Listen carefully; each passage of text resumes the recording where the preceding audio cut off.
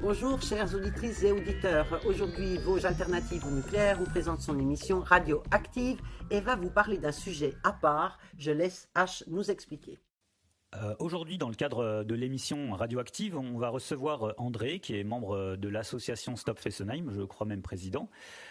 Stop Fessenheim, comme son nom l'indique, qui est une association qui a lutté contre la centrale nucléaire de Fessenheim et qui continue à exister, entre autres, pour lutter contre des nouveaux projets tels que le Technocentre, dont André va nous expliquer la teneur.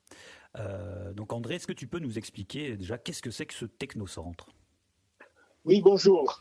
Alors, le Technocentre, c'est un projet scélérat de la part d'EDF qui, d'une part, veut garder un pied dans la porte du nucléaire au niveau de l'Alsace et, d'autre part, veut faire croire à la population que l'on peut recycler les déchets nucléaires. Et pour pouvoir faire croire à la population que l'on peut recycler les déchets nucléaires, ils vont prendre tous les métaux soi-disant de très faible activité, et on s'est rendu compte qu'il y en a d'autres qui sont de moyenne et de forte activité. Ils vont prendre ces métaux, les faire converger sur Fessenheim dans une installation qui en fait sera une fonderie, pour refondre ces métaux et les transformer en lingots, lesquels lingots seront mis sur le marché courant de l'acier sans aucune traçabilité. Alors, voilà dans les grandes lignes. Concrètement, ça voudra dire quoi ?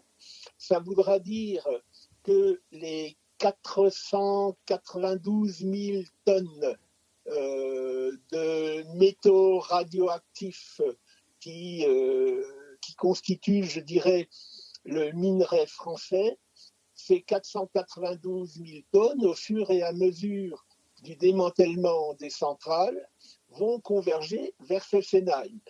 Mais il y a un grand mais. EDF s'est rendu compte que cette installation sera énormément déficitaire. Donc EDF, pour rentabiliser, ou disons du moins pour réduire les énormes déficits, a l'intention de transformer 20 000 tonnes de métaux par année pendant au moins 40 années. Si on fait le calcul, 20 000 fois 40, ça fait 800 000 tonnes. Et non plus 492 000. Alors d'où viendra la différence ? Eh bien, tout simplement, EDF proposera à d'autres pays européens de nous envoyer leurs ferrailles radioactives dont ils ne savent plus quoi faire pour les refondre également à Fessenheim. Voilà dans les grandes lignes. Alors, faut-il expliquer maintenant déjà le processus ou... Voilà, je suis à votre écoute. Ouais, moi, je me demandais, donc tu l'as un peu dit, dans le contexte, dans quel contexte est arrivé ce projet. Donc, tu dis que EDF, en fait, a envie de garder un pied dans la région. Et j'ai l'impression qu'il y a aussi cette espèce de boucle d'idées, enfin de rêve de l'industrie nucléaire, de réussir à boucler une espèce de boucle comme ils essayent de le faire à Bure, c'est-à-dire trouver quoi faire avec ces problématiques déchets, quoi. Est-ce que tu confirmes que ça rentre dans cette ambition, Oui. la fonderie ? Oui, tout à fait. Alors, nous qui sommes tous dans le Grand Est, nous savons que nous avons à Morvilliers, dans l'Aube, le CIRES, qui est un centre d'accueil de déchets radioactifs de très faible activité. Et ce CIRES a déjà enfui 478 000 mètres cubes de déchets, dont 213 000 de déchets métalliques. Il y a aussi des terres, des gravats, des plastiques et autres. Et ce CIRES, au fur et à mesure que des déchets convergent, ce CIRES se remplit de plus en plus. Et en novembre 2024, le directeur du CIRES nous avait dit que 10 à 15 années supplémentaires sont encore possibles et que de plus, il travaille déjà à une nouvelle installation de stockage. Le fait donc que ce CIRES va augmenter la quantité de déchets stockés donne un argument à EDF qui dit pour stocker moins de déchets au CIRES, on va en valoriser. Alors entendez bien ce mot valoriser, c'est-à-dire qu'on va en refondre pour les mettre sur le marché conventionnel de l'acier ensuite. Voilà, donc là c'est un argument de cette accumulation de déchets, mais enfin, cette accumulation de déchets n'est pas le fait de la population, c'est bien le fait des nucléocrates qui, lorsqu'on les questionnait il y a 30 ou 40 ans pour savoir ce qu'ils feraient des déchets, nous disaient « mais vous ne vous en faites pas, des solutions, on va en trouver ». Eh bien, des solutions, ils n'en ont pas trouvé. Donc, puisque maintenant les déchets s'accumulent et qu'ils se disent que dans quelques années, ils ne sauront plus quoi en faire, ils veulent les faire bouffer à la population. Ce n'est pas plus compliqué que ça. Et comment ils argumentent le fait de pouvoir justement refondre, enfin de remettre dans le marché commun, ou je ne sais pas comment ils appellent ça, le marché normal du métal qui était radioactif. Je crois qu'il y a une histoire de normes, peut-être, qui a été remontée. Peut-être tu peux en parler. Alors oui, je peux en parler. Quand vous prenez du métal radioactif et que vous le faites fondre dans un four à 1650 degrés centigrades, ce métal est fondu et les impuretés remontent à la surface. C'est ce qu'on appelle le laitier. C'est un peu comme la crème qui remonte à la surface du lait lorsque vous faites chauffer du lait. Bon, ce laitier entraîne avec lui, c'est vrai, une partie de la radioactivité, et EDF nous dit le laitier sera considéré comme un déchet très radioactif et lui, il sera évacué et il sera géré comme un déchet. Mais on va conserver le restant du métal, celui qui se trouve plus bas dans le four, et c'est ce restant de métal qui va être valorisé. Le problème, c'est que en faisant cette opération, un certain nombre d'isotopes radioactifs qui sont plus lourds que l'acier restent mélangés à cet acier et donc ne sont pas évacués avec le laitier. Et ces isotopes c'est notamment des cobaltes, ce n'est pas que, ces isotopes radioactifs vont rester dans les lingots ensuite. Alors, EDF nous assure que ces lingots ne vont pas générer plus de radioactivité que 10 millisieverts par an, mais ils ne peuvent mesurer que ça à la surface, ils ne peuvent pas le mesurer en profondeur du lingot. Et s'ils font des prélèvements sur les lingots, ces prélèvements sont, aléatoires, parce que contrairement à ce que prétend EDF, on n'arrivera pas à obtenir une homogénéité du métal. Donc on peut avoir des endroits qui sont effectivement très très très peu radioactifs, et on peut en avoir d'autres, plus en profondeur, qui sont peut-être davantage radioactifs, et qui, eux, une fois réutilisés sur le marché courant de l'acier, vont se retrouver dans les objets de la vie courante. Alors, quand je dis les objets de la vie courante, ça peut être n'importe quoi. Ça peut être une casserole, ça peut être une fourchette, ça peut être la poussette de votre bébé, ça peut être le ressort de votre sommier métallique. Mais imaginez que pendant plusieurs années, toutes les nuits, pendant 7 heures, vous dormez juste au-dessus d'un ressort qui est très faiblement radioactif, eh bien là, ça devient terriblement dangereux pour votre organisme. Bien entendu, ces éléments très faiblement radioactifs, si vous les approchez pendant 10 secondes, très franchement, ils ne seront pas terriblement dangereux. Mais si vous les approchez au quotidien, eh bien là, ça va générer des cancers et d'autres maladies. Ce n'est pas plus compliqué que cela. Ok. Et je me demandais, alors oui, en effet, lors des questions au public, enfin du moins comment ils appellent ça, au marché. Le EDF est venu au marché présenter dans différents marchés en Alsace, présenter le projet. Et en effet, c'était un peu hallucinant parce qu'il montrait ça comme, en effet, comme tu disais, comme s'il faisait du fromage.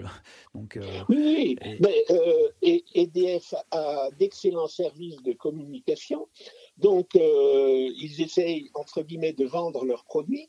C'est une opération de marketing. Ils essayent de convaincre l'opinion publique qu'il n'y a aucun danger. Mais enfin, alors, reprenons les choses au début. Quelles seront ces ferrailles ? Vous allez avoir d'une part des ferrailles diverses qui viennent des tuyauteries, des anciennes pompes, etc. Et puis vous avez de très très grosses ferrailles qui sont les générateurs de vapeur. Un générateur de vapeur, c'est un truc qui fait 20 à 21 mètres de haut, qui fait minimum 4 mètres de diamètre et par endroit ça fait 5 à 6 mètres de diamètre, et dont la partie haute est effectivement constituée de métal de très faible activité, mais la partie basse est constituée de métal de faible activité ou de moyenne activité, mais en tout cas pas de très faible activité. Pourquoi est-ce que la partie basse est plus radioactive que la partie haute ?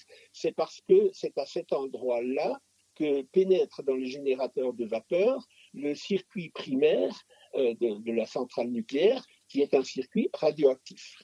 Alors, il faut savoir que EDF nous dit, la partie haute qui est de très faible activité, celle-ci, on va la découper en morceaux et la refondre. Et la partie basse, on lui a dit, mais alors la partie basse sera un déchet ? Ils nous répondent, oui, mais pas tout à fait. Parce que la partie basse, on va la grenailler pour enlever la radioactivité de surface, et donc on va se rapprocher des métaux de très faible activité. Enfin bon, on n'est pas dupes. Nous soupçonnons qu'ils ont envie de faire de la dilution entre des métaux très peu radioactifs et des métaux plus radioactifs pour faire un espèce de mélange qu'ils qualifieront de très faiblement actif. Mais bon, c'est même très très faiblement actifs, ces métaux seront dangereux. Il y a eu là-dessus différentes études qui ont été faites. Alors, il y avait une étude qui avait été faite déjà en 1972 par un dénommé M. Petko, qui était un scientifique d'un laboratoire du Manitoba, qui lui avait réussi à démontrer que ça va avoir des effets énormes sur la chaîne ADN. Nous avons eu une étude qui a été faite plus récemment. Alors, cette étude qui a été faite plus récemment a été faite par Inworks et a été rapportée par l'IRSN, avant que l'IRSN ne soit avalée par ce que l'on appelle aujourd'hui l'Autorité de sûreté nucléaire et de radioprotection. Cette étude Inworks, qui concerne 310 000 travailleurs statutaires du nucléaire, montre un cas de cancer supérieur à ce qui est attendu selon les règles épidémiologiques officielles. Du fait des opérations de découpe, grenaillage, des attaques chimiques également qui sont faites, du fait de la gestion des filtres, de la gestion des laitiers, etc., les travailleurs du technocentre seront à un haut risque d'irradiation, de contamination radioactive et chimique. Alors, les techniques, les conséquences sanitaires ne sont pas exactement les mêmes selon qu'ils utilisent des techniques de découpage mécanique ou thermique, mais en tout état de cause, comme ces générateurs de vapeur vont devoir être découpés en petits morceaux si on veut ensuite les mettre dans le four, eh bien ça va générer énormément de poussière, de radioactivité, et cette étude Inworks a mis en évidence qu'il y a des possibilités de cancer même avec les très faibles doses. Alors d'après leurs prévisions, ça serait un cancer létal pour 1 million de personnes par an. Nous sommes un pays de 67 millions d'habitants, faites le calcul, c'est quand même assez grave. Est-ce que tu peux nous dire quand est-ce que ce projet a émané, aussi où est-ce qu'on en est aujourd'hui, et vous aussi, Stop Fessenheim, mais aussi les autres associations, où en êtes-vous dans les démarches d'opposition? Oui, tout à fait. Alors, ce projet a commencé à voir le jour au moment où il a effectivement été fortement question de l'arrêt définitif de la centrale nucléaire de Fessenheim. À cette époque-là, il y avait Le Cornu, qui était déjà au ministère. Il n'était encore pas Premier ministre, mais il était déjà au ministère. Le Cornu qui était venu en Alsace pour réunir autour de la table un certain nombre de partenaires, d'institutions, EDF et autres, et pour mettre sur pied un document qui s'appelle toujours le projet de territoire de Fessenheim. Alors ce projet de territoire avait pour vocation de développer des axes économiques pour que la région de Fessenheim retrouve de l'activité à la suite de l'arrêt annoncé de la centrale nucléaire de Fessenheim. Ce que l'on peut comprendre.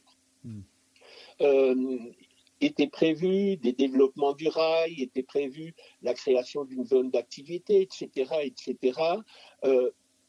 Toutes choses très intéressantes. Et ce projet de territoire avait d'ailleurs une dimension supranationale, puisque nos voisins allemands étaient également invités à y participer. Il faut quand même garder à l'esprit que la centrale nucléaire de Fessenheim était construite juste sur la frontière. Donc ça avait des incidences de part et d'autre du Rhin. Les Allemands avaient à l'époque accepté de participer à la création d'une zone d'activité binationale. Mais voilà que EDF a cherché à ce moment-là à glisser dans le projet de territoire cette idée de créer un technocentre. Et ça a donné lieu à de très importants débats. Et ces débats ont conduit à ce que certains signataires refusent en fait de signer le projet de territoire du fait de la présence annoncée de ce technocentre. Alors ils s'en sont sortis par une entourloupe. Dans le projet de territoire figure le projet de technocentre, mais le chapitre se conclut par la phrase suivante: à ce stade, le projet de technocentre ne fait pas l'objet d'un accord. Donc, on a signé un accord où figure le technocentre, mais on dit qu'il ne fait pas partie de l'accord. Mais voilà, le pied était mis dans la porte. C'est en quelle année ça? Pardon? C'est en quelle année, le premier accord? Alors, en quelle année il faudrait que je reprenne cela? Écoute, c'était dans la période qui a précédé l'arrêt définitif. L'arrêt définitif de la centrale, c'était en 2020. Donc ça doit remonter à 2018 ou 2019. Il faudrait que je revoie, je n'ai plus la date à l'esprit. Mais c'est le projet de territoire qui est d'ailleurs toujours téléchargeable sur le site de la préfecture du Haut-Rhin, ainsi d'ailleurs que sur le site de l'association Stop Fessenheim, même si, petite parenthèse, ce site est un peu plus difficile d'accès actuellement parce qu'il a été récemment piraté, nous ne savons pas par qui. Voilà. Okay.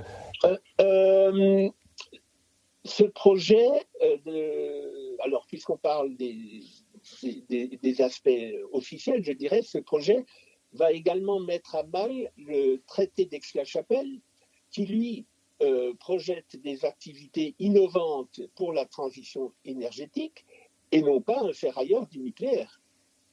Donc, on est vraiment en rupture avec les accords internationaux. Et ça a eu une conséquence énorme parce que sur cette zone d'activité, qui a été baptisée Ecorena et qui devait être construite à proximité de Fessenheim, devait être accueillie un certain nombre d'entreprises qui allaient développer les énergies renouvelables, ainsi que différentes start-up pour des activités innovantes. Sauf que lorsque les Allemands se sont rendus compte que EDF persistait à vouloir installer un technocentre et que des générateurs de vapeur allaient passer sous les fenêtres des entreprises qui s'installeraient dans cette zone d'activité, eh bien, ils ont fait un rétropédalage. Ils ont dit non, si le projet de technocentre est maintenu, nous n'allons pas être partenaires de cette zone d'activité binationale. Si bien que la zone d'activité elle-même a eu du mal à trouver des entreprises. Maintenant, c'est une très grosse entreprise qui a prévu de s'y installer et qui s'appelle Liber. Mais comme le PLUI de cette zone d'activité a été remis en question par la justice, eh bien, on est dans une situation de statu quo. Bon, tout ça, c'est en marge du projet de technocentre parce que le technocentre lui-même, EDF veut le construire sur le terrain qui jouxte la centrale nucléaire de Fessenheim, laquelle centrale nucléaire de Fessenheim va commencer courant 2026 son démantèlement, et son démantèlement durera au moins jusqu'à 2041-2042. Donc voilà, EDF profite aussi du fait que le terrain qui est juste à côté de l'ancienne centrale nucléaire est un terrain qui était initialement prévu pour les réacteurs 3 et 4 de Fessenheim qui n'ont jamais pu être construits du fait de l'opposition des populations dans les années 70-80. Mais ce terrain est complètement clôturé, enfin comme un camp de concentration, avec une double rangée de barbelés, etc. Donc, impossible d'y installer une ZAD ou autre chose. Et ça va dans le sens qui arrange EDF. Et est-ce que, donc il nous reste peu de temps, mais est-ce qu'en 2 minutes, tu arriverais à nous faire le point sur les démarches qui ont été mises en place par vous, les associations Oui, alors je vais le faire. Peut-être qu'avant, il faut évoquer les aspects législatifs très rapidement. Oui. Il y a un article, l'article R1333 du Code de la santé publique, qui, lui, depuis 2002, considère que la protection de la santé publique prévaut sur toutes les autres considérations. Mais en 2022, il y a eu un décret, le 14 février 2022, qui autorise des dérogations aux interdictions à certaines conditions. Il faut qu'il y ait un motif impérieux d'intérêt public, ce n'est pas le cas. Une absence d'autres solutions satisfaisantes, ce n'est pas non plus le cas. Il faut qu'il n'y ait pas d'atteinte à la conservation favorable des espèces et des habitats. Or, il y aura des pollutions et des risques d'accidents. Donc, il faudra qu'il y ait une dérogation au Code de la santé publique.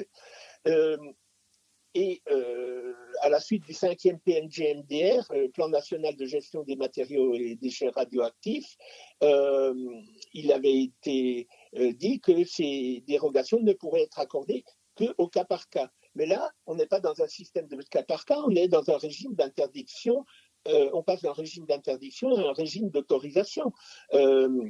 Donc, il faut quand même rappeler qu'en 2016, l'autorité de sûreté nucléaire refusait le principe de mise en place de seuils de libération. On est dans ce contexte. Suite à tout ça, il y a eu, depuis octobre 2024 jusqu'en février 2025, il y a eu un débat public conduit par la Commission nationale du débat public. Il faut dire que cette commission a essayé de bien faire son boulot, mais que EDF, qui pourtant était demandeur de ce débat public, EDF n'a pas joué le jeu et n'a pas clairement répondu aux questions importantes qui étaient posées. Parce qu'on posait des questions importantes sur les aspects sanitaires, etc., mais également sur l'implantation du technocentre à Fessenheim, parce qu'il se trouvera en zone sismique 8,50 m sous le niveau d'eau du Grand Canal d'Alsace, dont il ne sera séparé que par une digue. Laquelle digue est elle-même très fragile. Elle est constituée de gravier et de sable et il y a des lentilles de sable qui la fragilisent. Donc on risque quelque chose qui ressemblerait à un tsunami en cas de tremblement de terre. Donc, il y a eu un débat public, on a posé des questions, mais EDF s'emploie à répondre systématiquement à côté des questions, parce que les questions embarrassantes, ça les embarrasse, ils ne veulent pas y répondre. Voilà, on en est là.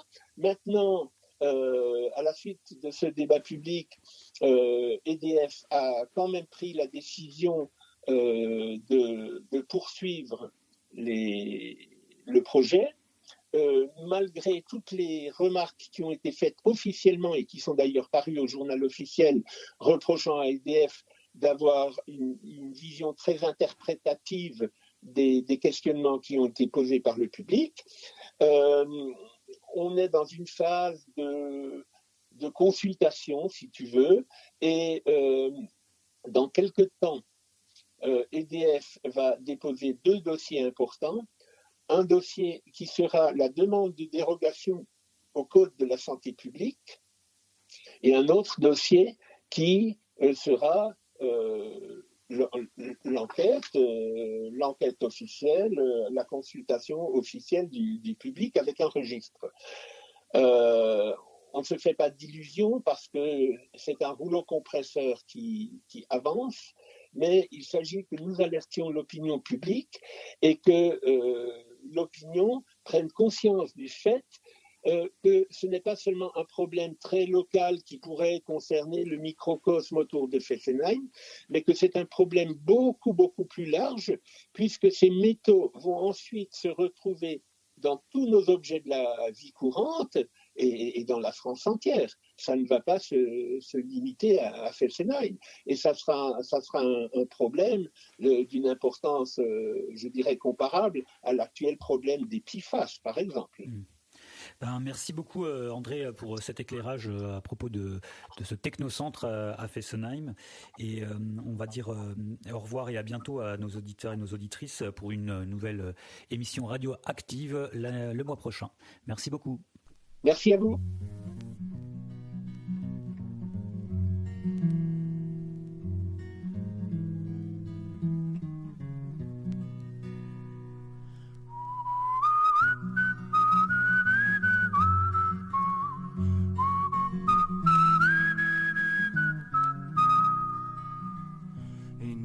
Mutterstübeli, da weiter.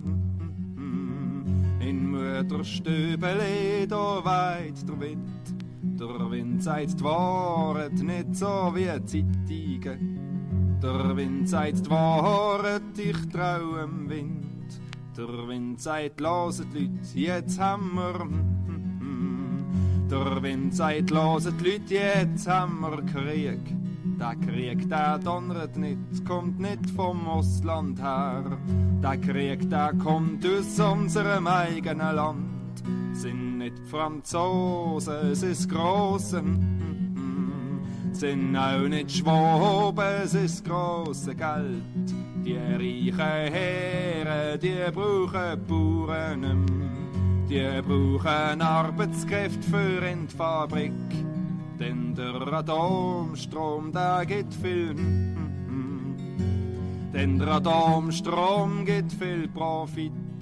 Zuerst kommt das Atomkraftwerk und dann kommt Industrie. Und bis du hast gesagt, ist die Landschaft hier. Dann haben wir Arbeit für Kleine. Dann haben wir Arbeit für kleinen Lohn. Der Lohn ist immer klein, ist der Profit auch groß. Und kommt die Krise, sind wir arbeitslos. Dann sind wir arbeitslos und sind der ackerlos. Und unsere Herren bleiben reich und groß. Es ist Krieg in Markholzheim, es ist Krieg in Fessenheim und in Malwil und in Brockdorf und in Gösgen und in Leibstadt und so weiter. Es ist Krieg in Kaiseraugst und Krieg in Wil. In der Stöbeli, da weht ein anderer Wind, weil wir einmal ein wenig aufgewacht sind.